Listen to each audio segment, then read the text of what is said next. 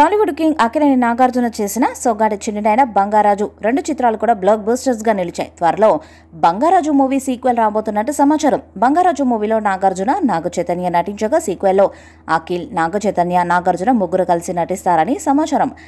గత కొంతకాలంగా వరుసగా తాను నటించిన సినిమాలను సంక్రాంతి పండుగ బరిలో నిలుపుతున్నారు. ఇకపోతే వరుసగా అపజయాలతో డీలా పడిపోయిన సందర్భంలో నాగార్జున సొగ్గాడే చిన్నినైన సినిమాలో హీరోగా నటించారు.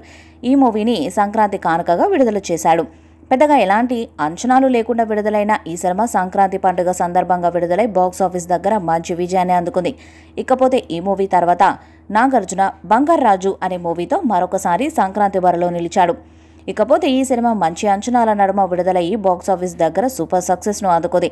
ఇలా వరుసగా సంక్రాంతి బరిలో నిలిచిన రెండు సినిమాలు కూడా మంచి విజయాలు అందుకోవడంతో మరొకసారి నాగార్జున తను నటించిన నా సామి రంగ సినిమాను సంక్రాంతి బరిలో నిలిపారు.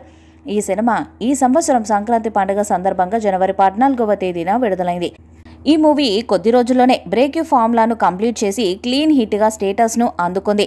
ఈ సంవత్సరం కూడా నాగార్జున సంక్రాంతి పండుగ సందర్భంగా విడుదల చేసిన నా సామి రంగ మూవీతో మరొక విజయాన్ని తన ఖాతాలో వేసుకున్నారు. సంక్రాంతి బరిలో ఎన్ని సినిమాలున్నా వాటన్నిటిని దాటి 2016లో బిగ్గెస్ట్ హిట్ను సాధించింది నాగార్జున నటించిన సొగ్గాడే చిన్నినైన చిత్రం. తండ్రి కొడుకులుగా నాగార్జున డబుల్ యాక్షన్ చేసిన ఈ చిత్రం ఫ్యామిలీ ఆడియన్స్ను విశేషంగా ఆకట్టుకుంది. ఇప్పుడు ఆ సినిమాకు సీక్వెల్గా వచ్చిన బంగారాజు కూడా ఫుల్ కలెక్షన్స్ దూసుకుపోయింది. అయితే ఈ సినిమాకు సీక్వెల్ కూడా ఉంటుందా అన్న అనుమానాలపై దర్శకుడు కళ్యాణ్ కృష్ణ ఇటీవల ఓ క్లారిటీ ఇచ్చారు.